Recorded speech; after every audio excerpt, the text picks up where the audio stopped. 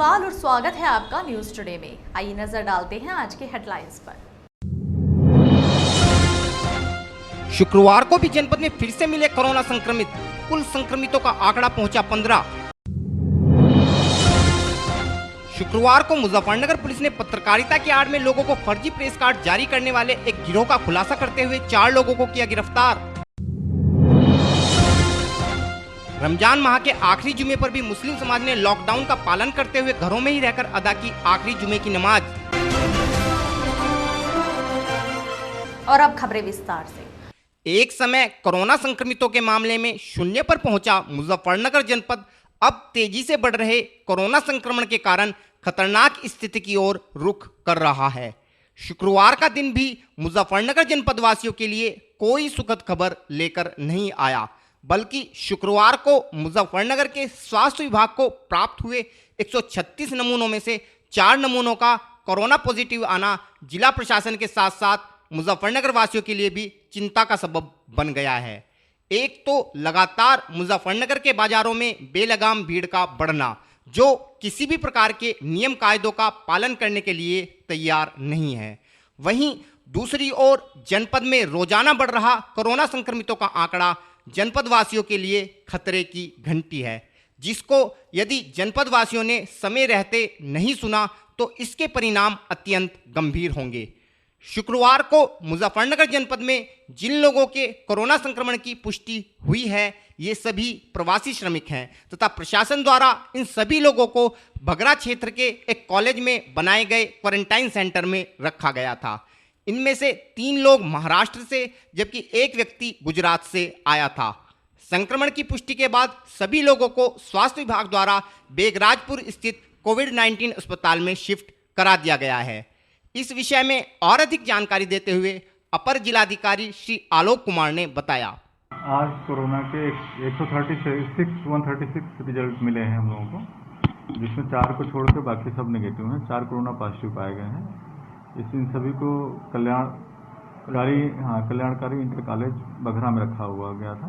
तो 3 इसमें से मुंबई से आए हुए थे और 1 अहमदाबाद से आया था। तो 4 आज बढ़ गए। इन सबको बेगराजपुर हॉस्पिटल, जो हमारा L1 हॉस्पिटल है, उसमें वहाँ पर बेगराजपुर मेडिकल कॉलेज में को शिफ्ट किया जा रहा है और बाकी आगे कार्रवाई करेंगे।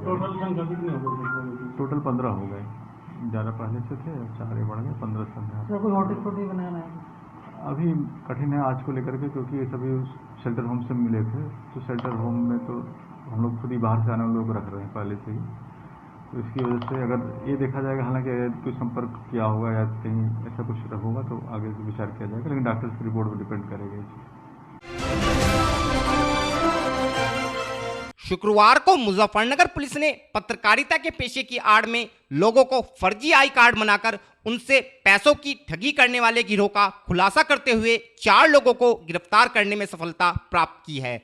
ये लोग 2100 रुपये लेकर किसी भी व्यक्ति को फर्जी आई कार्ड उपलब्ध करा देते थे।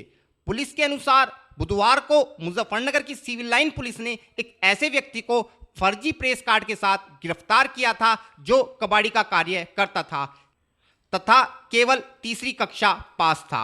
इस व्यक्ति का दूर तक भी पत्रकारिता से कोई मतलब वास्ता नहीं था। पुलिस द्वारा पूछताछ करने पर इस व्यक्ति ने बताया कि उसे यह कार्ड मुजफ्फरनगर के गांधीनगर निवासी सत्येंद्र सैनी ने 2100 रुपये लेकर उपलब्ध कराया था, जिसके बाद इस मामले में पुलिस ने छानबीन करते हुए शुक्रवार को सत्येंद्र सैनी के साथ ही 3 अन्य लोगों को भी गिरफ्तार कर लिया। ये तीनों लोग भी फर्जी पत्रकार बनकर लोगों पर रौब गालिब करते थे। पुलिस द्वारा की गई पूछताछ में आरोपी सत्येंद्र सैनी ने बताया कि उसने लगभग 200 लोगों को 2100 रुपये लेकर ये फर्जी कार्ड उपलब्ध कराए हैं। पुलिस ने इन लोगों के कब्जे से 3 फर्जी press card, 3 press diary, 1 press logo तथा इनके द्वारा बनाए गए मेंबरों की एक सूची भी बरामद की है। इस विषय में एसएसपी श्री अभिषेक यादव ने प्रेस वार्ता का आयोजन कर पत्रकारों को जानकारी देते हुए बताया। देखिए, ये परसों मुजफ्फरनगर पुलिस द्वारा चेकिंग के दौरान एक व्यक्ति को पकड़ा गया, जिसके पास एक ऐसा कार्ड था जिसको वो मीडिया के कार्ड के रूप में, प्रेस के कार्ड के रूप में दिखा रहा था। उस व्यक्ति को जब गिरफ्तार किया गया तो ये पाया गया कि वो जो कार्ड था वो दिल्ली के किसी न्यूज़पेपर का था, जिसका नाम था दिल्ली क्राइम व भ्रष्टाचार निवारण मोर्चा। उस व्यक्ति से पूछताछ करने पे पाया गया कि वो व्यक्ति तीसरी पास है और उसको ये नहीं पता था कि उसको एक कार्ड किस आधार पे किसने बना के दिया है। उसको इतना पता था कि मुझे 2100 रुपये में ये कार्ड मिला है। इस पूरे प्रकरण की फर्दर इन्वेस्टिगेशन करी गई तो इसमें जो मुख्य अभियुक्त है, जो मुख्य व्यक्ति है सत्येंद्र सैनी, जिसके द्वारा जनपद में 260 लोगों को इस प्रकार के कार्ड बना के दिए गए हैं, उसकी गिरफ्तारी की गई। उसके साथ साथ सुरेंद्र सिंह और 2 अन्य लोगों की गिरफ्तारी की गई जो अपने आप को रिपोर्टर्स बताते हैं इस अखबार में। पूछताछ में ये पता लगा है कि ये दिल्ली से संचालित अखबार है जिसको एक रजिस्टर्ड अखबार बता रहे हैं, जिसके संबंध में इन्वेस्टिगेशन अभी की जा रही है। इनको इसके अंदर मेंबर बनाया जाता है 2100 रुपये दे के। उसके बाद ये दिल्ली जाके कोर्स कर सकते हैं 3 महीने का, जिसके बाद इनको रिपोर्टर बना दिया जाता है। जब पूछताछ की गई और चेक किया गया तो पाया गया कि वो 3 महीने का जो कोर्स है उसमें ये लोग कभी दिल्ली नहीं गए। इनके द्वारा केवल एक टेस्ट दिया गया जिसमें केवल 8 प्रश्न थे और उसके बाद इनको एक सर्टिफिकेट दे दिया गया। तो वर्तमान में हमारी टीम ये भी जांच कर रही है, क्योंकि अपने आप को नेशनल न्यूज़पेपर बता रहे हैं और कई जनपदों में, कई राज्यों में इस प्रकार से ये काम हो रहा है। तो ये फेक सर्टिफिकेट बना के रिपोर्टर्स खड़े करने का जो इनका पूरा गैंग का तरीका है उसको भी इन्वेस्टिगेट किया जा रहा है। इसके साथ साथ तीसरी चीज़ जो पकड़ में आई, जो सामने आई, वो ये थी कि ये अखबार बेच नहीं रहे हैं, बेसिकली मल्टी लेवल मार्केटिंग का काम कर रहे हैं। 2100 रुपये में अगर कोई भी व्यक्ति किसी अन्य व्यक्ति को अखबार बेचता है तो उसे 10 साल का अखबार फ्री मिलता है, लेकिन उसको अखबार बेचने पे 200 रुपये बेचने वाले को भी मिलते हैं और यदि जिसको उसने बेचा है वो आगे बेचता है तो 50 रुपये और मिलते हैं। यानी जो मल्टी लेवल मार्केटिंग की पॉन्जी स्कीम्स होती हैं, उसी प्रकार से ये लोग अखबार बेचने के नाम पे अपने मेंबर्स बनाते जाते हैं, उनसे पैसे कमाते जाते हैं। हर मेंबर को एक ऐसा कार्ड देते हैं जिस पे न्यूज़ सपोर्टर, रिपोर्टर या मेंबर लिखा होता है। प्रैक्टिकल पर्पसेस में वो कार्ड देखने के बाद कोई भी व्यक्ति ये धोखा खा सकता है कि वो मीडिया का कार्ड है, क्योंकि उस पर लिखा हुआ है नेशनल न्यूज़पेपर। उस पर इन्होंने काफ़ी चीज़ें ऐसी कर रखी है जिससे कोई भी व्यक्ति सोचेगा कि ये मीडिया का कार्ड है। और अपने आप को रिपोर्टर जिन लोगों को ये बता रहे हैं उनको इन्होंने फेक सर्टिफिकेट दिया है, कोई कोर्स नहीं करवाया है। तो एक बहुत बड़े स्तर पे न केवल मुजफ्फरनगर में इसकी जांच की जा रही है, इनके जो स्टेट लेवल पे मेंबर्स बनाए गए हैं जिस व्यक्ति द्वारा, वो बिजनौर का व्यक्ति है, उसकी भी जांच की जा रही है। उसी के साथ साथ दिल्ली में जो इनका मुख्य संपादक है उसके विरुद्ध भी FIR दर्ज हुई है। और ये जो इस प्रकार का एक फ्रॉड चल रहा है जिसमें लोगों से पैसे वसूल के उनको आगे मेंबर बनाने का ये धोखा देते हैं, फिर आई कार्ड बनाते हैं जिससे मीडिया वाले होने का धोखा देते हैं। तीसरा, जो फेक सर्टिफिकेट बना के रिपोर्टर बनाने का फ्रॉड कर रहे हैं। तो इसमें मल्टी लेवल पे कई अलग अलग तरह के फ्रॉड्स हो रहे हैं, उन सभी को इन्वेस्टिगेट किया जा रहा है। FIR दर्ज करके एक आदमी पहले गिरफ्तार हुआ था, 4 और व्यक्तियों को गिरफ्तार किया गया है। इनका जो स्टेट लेवल पे आदमी देख रहा है वो इसमें अभी फिलहाल वांछित है, जो इनका नेशनल लेवल पे संपादक है वो भी फिलहाल वांछित है। और इसमें आगे और चीज़ें हमारी टीम इन्वेस्टिगेट कर रही है कि दिल्ली में ये एजेंसी कहाँ पर है, ये फेक सर्टिफिकेट्स कहाँ पे बन रहे हैं और किस प्रकार से काम किया जा रहा है। पूछताछ में ये भी सामने आया कि जो व्यक्ति आज अपने आप को रिपोर्टर बता रहा है वो पिछले 20 सालों से ड्राइवर का काम कर रहा था और बिना कोई कोर्स किए, बिना कोई सर्टिफिकेट लिए, बिना कुछ भी किए, बस एक 8 सवालों का फर्जी से सवालों का जवाब देते हुए उसको एक फर्जी सर्टिफिकेट दिया गया, जिसके आधार पे वो अखबार के नाम पे रिपोर्टर का टैग लेके पूरे जनपद में घूमता है और अवैध कार्यों में लिप्त रहता है। जनपद में 260 व्यक्तियों के नाम सामने आए, तो क्या उन पर भी कोई कार्रवाई? देखिए, इसमें अभी हम लोगों ने 5 लोगों को गिरफ्तार किया है। 3 इसमें जो मुख्य अभियुक्त हैं वो वांछित हैं, जो कि इनके नेशनल लेवल और स्टेट लेवल पे इस पूरे गैंग को चला रहे हैं। उसके अलावा जो जनपद मुजफ्फरनगर में 260 लोग आए हैं उन सभी की जांच की जा रही है। उसमें चेक किया जा रहा है कि उसमें से कितने लोगों को इन्होंने फ्रॉड तरीके से मेंबर बनाया है, कितने इनके गैंग में शामिल थे, और आगे उनके ऊपर भी कार्रवाई की जाएगी। और फिलहाल वक्त है एक छोटे से ब्रेक का, जल्द हाजिर होंगे। Mahindra A to Z Auto Wheels Private Limited, exchange any car for a new Mahindra। कोई भी पुरानी कार लाएं और नई कार ले जाएं, सस्ती दरों पर फाइनेंस भी उपलब्ध है। हमारा पता है 6 किलोमीटर स्टोन निकट hotel Solitaire Inn, Meerut road, Muzaffarnagar.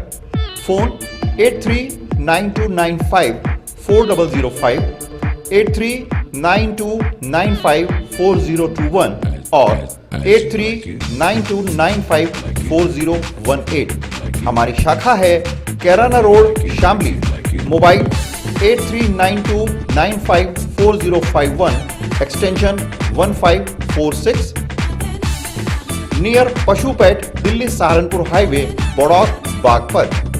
Phone 9639004811, extension 2122।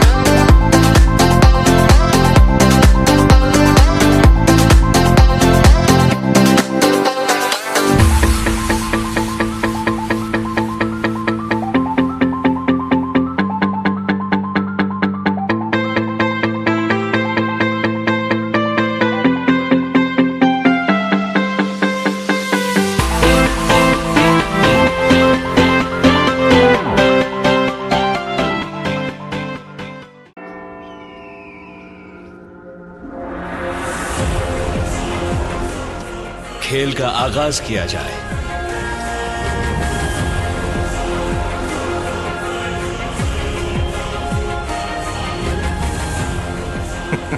सोच समझकर चाल चलना युवराज। सोच लिया है, समझ तुम्हें थोड़ी देर में आ जाएगी। काले घोड़े से ऊंट को मात दी जाए।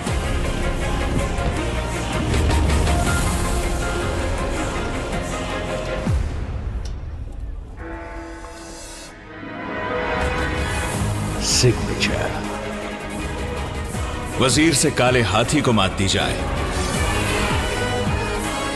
शय और मात, चेकमेट।